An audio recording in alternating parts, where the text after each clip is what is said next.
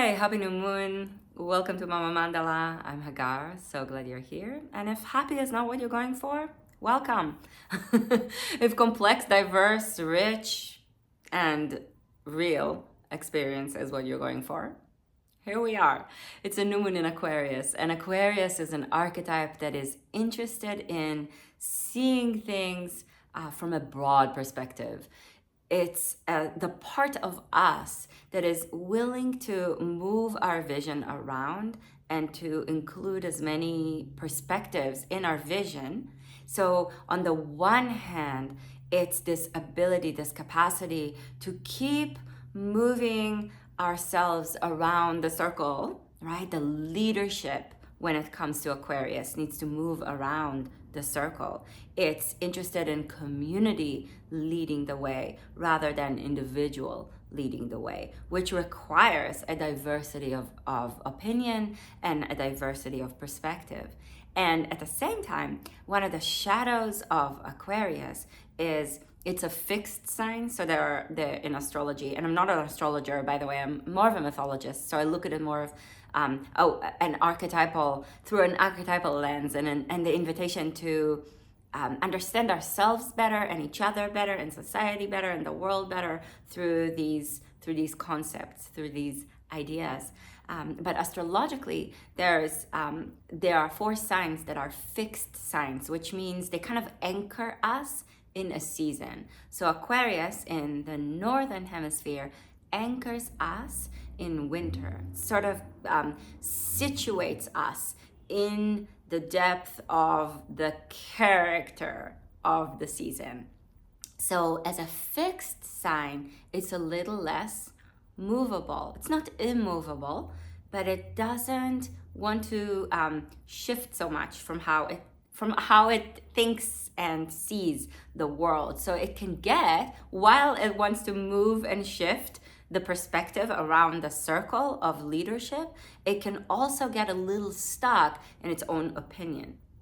Fixed, right? A fixed sign. So while it can be immovable and really sort of stuck in this idealist kind of a vision of the world and how it should be and how it could be and that this is what we need to do, it also really desires, because it's an air sign, and archetypally air is this breath of fresh air, right? It's this ability to bring a vision and a perspective that is different, something from when we turn ourselves in magical circles, when we turn to the east, we turn to the element of air. So it's the air as the energy of the rising sun. It's something new that brings a freshness of seeing and of being.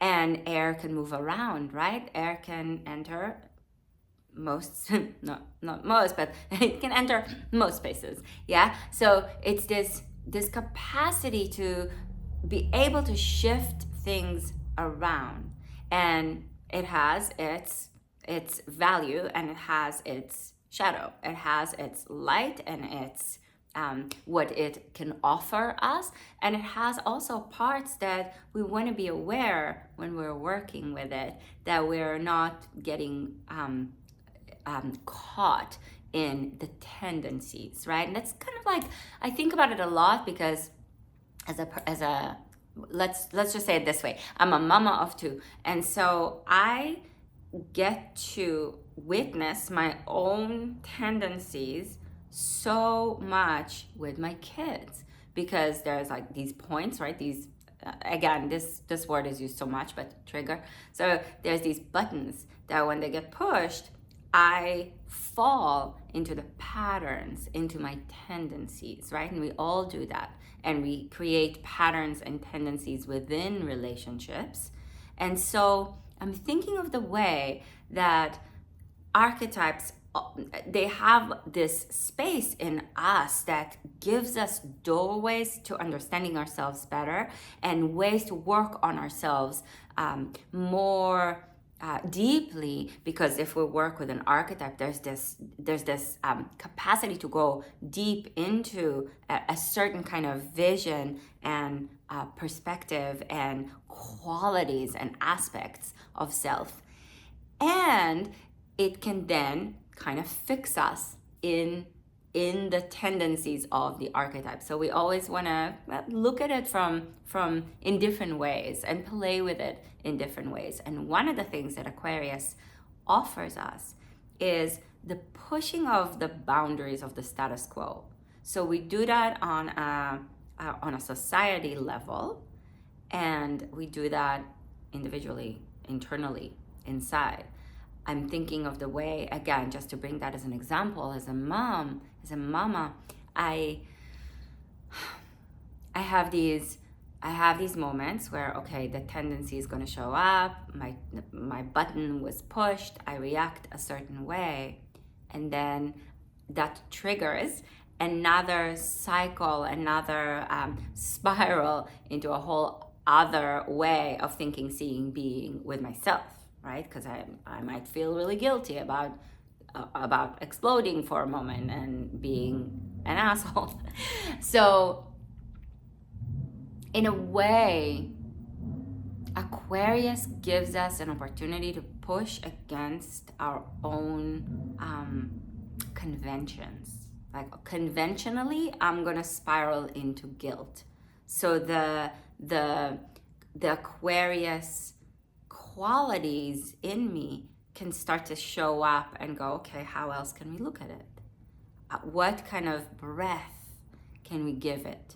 What kind of new life can we invite into the situation?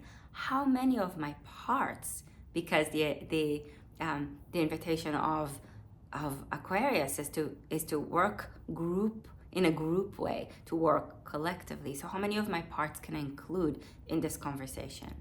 How much new and fresh ways of being with myself can I generate through this experience? Maybe I'm talking about this because of the last 24 hours with my kids. maybe, but I'm sharing it because I think that this can be really helpful, because it allows us to actually resist one of the tendencies of Aquarius in its less flattering way of being. So the one of the tendencies of Aquarius, even though they're known as a sign, if you want to go to the sign, or if you want to play with the archetype, they're known for being really friendly, right? They care for the collective. They gather groups of friends, but they also tend to be kind of cold and a little aloof, and they gather the friends, but there's a little bit of a distance that mythologically they keep, right? So this distance can actually offer us the capacity to take a breath and create space between ourselves and the experience that we're having. And when we're aware that there's a tendency to be a certain way, that there's that there's going to be a certain kind of distance that we create, we can also use the knowledge of it and the awareness of it to deepen the intimacy. Does that make sense? So if there's a tendency to be aloof, let's say we're working on this within our own field of being. If I know that I'm creating a distance, and I'm going to use the distance to expand my awareness and to be a little less reactive and a little bit more responsive, and because I know that I create a distance between me and this thing, I'm actually going to turn deeper toward it. And I'm going to create a deeper connection and a deeper relationship with this part of me. Does that make sense? So first, make the tendency the asset, and then use the awareness and the knowledge of the tendency to work on the liability aspect of it, to work not against. So first of all, work with, and then push the boundary and the limitation that lives in a tendency to create a deeper relationship, to create, in this case, in the tendency to be more aloof, now we can create deeper intimacy. Does that make sense? So it gives us this, and this we can do that with every archetype, but we're working with Aquarius, so I'm bringing that as the idea. Now, you can read a little bit more about this, not about what I just talked about, what I'm going to go into right now in a blog post. I'm going to link in the description of the video to a blog that I wrote about this new moon and this archetype. But this archetype is a water bearer. That's what it means, Aquarius. It's not a water sign, it's an air sign, but it's the one who carries the water. And so in ancient Egypt, the full moon in Aquarius, which happens in the summer, right? It happens during Leo season. The full moon in Aquarius is when the Nile was flooded. And so a lot of life came back into the land. And the water bearer is a symbol, an archetype that works with, it's not exactly Osiris, but it works with the idea of that god of the river, this deity that represents, this archetype that represents a resurrection and life coming back and coming from the underworld and reestablishing a connection to life. And so the water bearer is the one that carries the water and pours it into the land, into the river, so that the river can flow. And the Aquarius also in Babylonian mythology was also the water bearer, the one that held the water of life, that in the Epic of Gilgamesh, he meets the four fixed signs. So he meets the scorpion man, and he meets the lion, and the bull, and then the man that holds the water of life. So we have this archetype that carries with it the water of life. And when you bring that into relationship with all these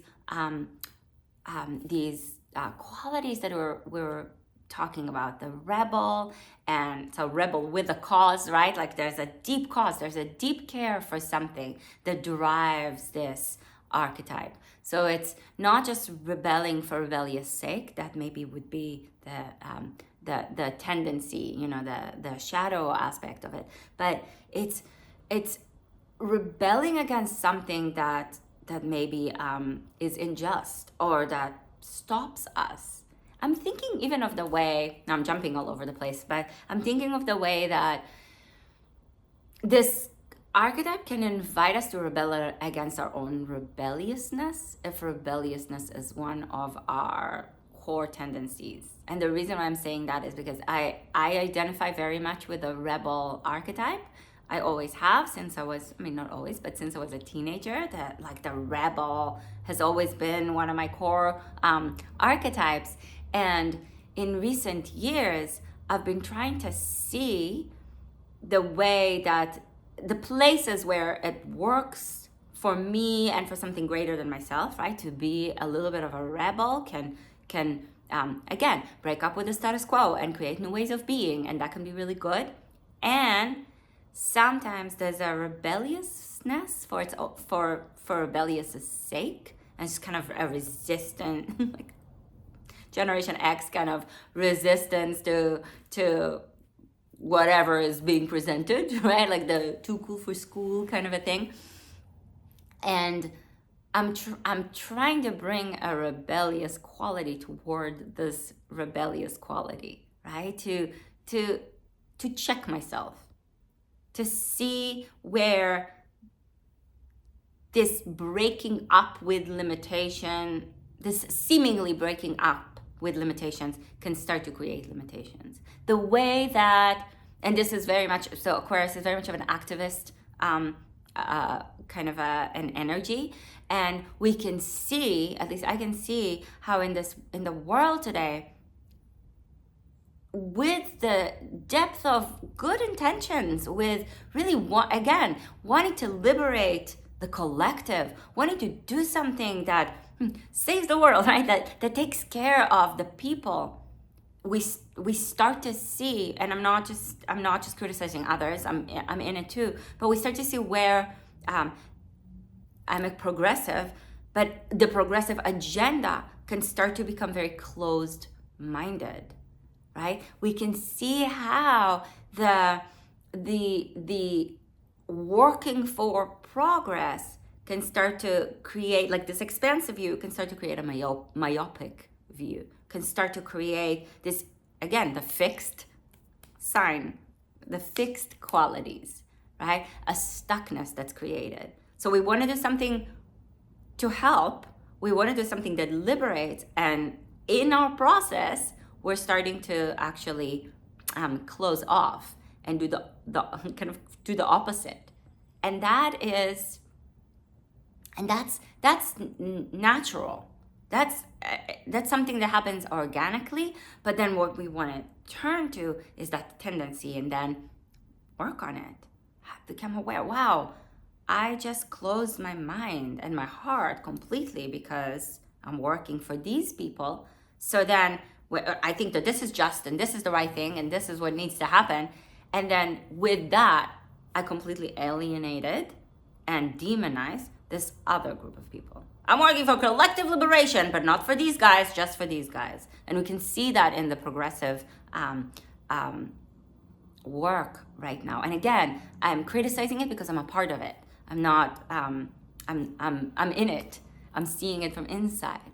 And so all I'm saying is that if we can look at it and become aware of it and start to breathe with it and notice it, we can start to work on it. We don't have to stop being progressive. Hell no, we need it. It's an election year. We need the progressive. We do. If we want to keep human rights going, if we want to take care of people, we're going to need our own progressive way of thinking and being. Aquarius is that in us. And we want to just be sure that as we go into this part of us, we're not alienating other aspects. We're not working against our own, against our that we're not working against ourselves and against what we want to see in the world.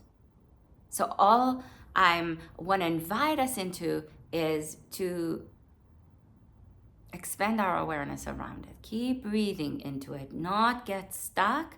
Take the expansive view and keep moving it around. And when we find ourselves getting fixed, and we can feel it in our bodies, right? Do you notice in your body when you start to get really stuck and this is the right way? I do. I can feel a tightening in my chest, in my belly. There's this, just like really almost like a bowl kind of an energy, right? So then how can I be the water in the jug of the water bearer? A deep breath. Maybe I can move. Maybe you can move your body around. It doesn't need to be huge, right? You can do it in the car while you're driving to pick up your kids from school. You notice that you're thinking about something and you're getting stuck in it. So, okay, you breathe into it. You bring the air quality, a breath of fresh air. Maybe your fingers can move around. You can wiggle your toes around. This does not need to take you, it doesn't need to be a huge practice. It can just be when you start to notice a tightness, bring a fluidity. It's the water bearer, so their container can be really strong and really limiting. So then there's a pouring. There's that pouring from the jug down into the earth, deep into these places where we can grow nourishment, where we can bring new life. So I hope this is somewhat inspiring, helpful, moving for you. The current that moves through Aquarius is the current of inspiration and this grand vision and imagination, right? We can imagine a world that holds better, more just, more fair, more free space for all of us. And we want to do it with a kind of inclusion that doesn't demonize then the people that we think are causing harm. And this is hard to do, really hard to do. I'm right there with you if you're in it, okay? But we want to bring in that flood of inspiration, that flash of inspiration. I'm thinking of the the thunderbolt, the lightning rod, that we can allow our vessel that carries the water, right, to receive this electrical wave. If you look at the symbol, at the glyph of Aquarius, there's two waves, and it's the water in the jug, but it's also the electrical current, this powerful ability to receive inspiration and information, and then we want to turn it into wisdom. So we can create a vessel that's strong and can receive it. I like to do that with a mudra. You can do that with me. If you're driving, don't do it right now. Maybe do it later. But you can bring your hands together in Anjali Mudra, in the gesture of the heart's deepest offering. And then you can interlace the fingers, and then the index fingers turn up, and the thumbs just kind of come in to nestle close. And you can keep that in front of your heart if you'd like, just for a couple of breaths. So this is the Vajra Mudra. This is the thunderbolt, the lightning rod mudra. And you can breathe into it, deep inhalation. And you can allow your body to move a little bit as you exhale, to wiggle a little bit, just a little bit, to bring fluidity. So the fixedness of this archetype actually is invited into a bit of a change, of a transformation. Deep breath in.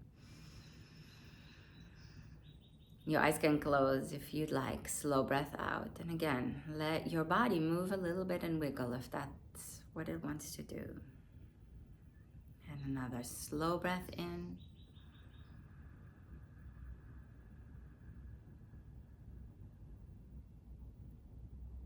And a slow breath out. And with this mudra, we proclaim to be able to receive into the vessel of the lightning bolt, the electrical current that wants to flow through us and wake us up to new ways of being, thinking, seeing, feeling ourselves and the world, so that we can show up to the collectivity within us and to the community that we're a part of, and a greater collective that we keep anchoring and broadening ourselves into.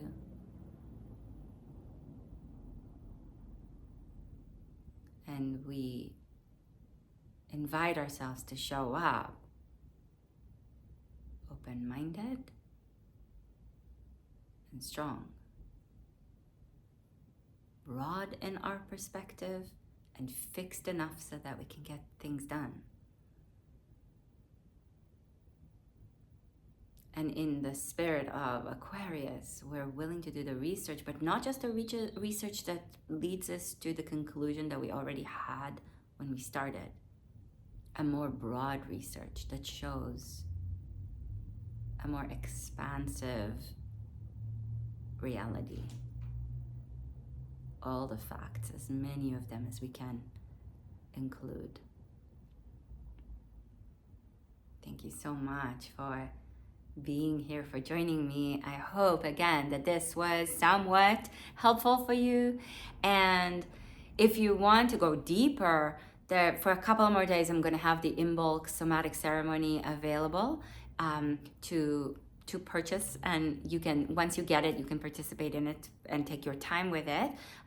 It is going to be your content is yours once you get it. It's over on mamamandala.com, and the Imbolc Somatic Ceremony is a powerful mythopoetic journey that includes in it practices. There's a lot of mudras and mantras involved, movement, asana practice, yoga practice, and it's in a ritual, ceremonial kind of a way. There's a whole mythopoetic conversation, and there's a meditation pranayama practice included, as well as tons of journal prompts. So it takes you deep, wide, broad, and it's very much in that visionary Aquarius kind of a vibe. So check it out and subscribe to our mailing list over at mamamandala.com, okay? Because there's going to be a lot of beautiful, meaningful, powerful messages coming your way directly into your inbox.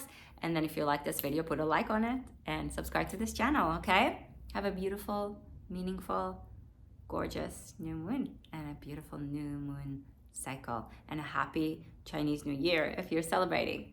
Year of the Wood Dragon. Woohoo! Okay. Mwah! Thank you.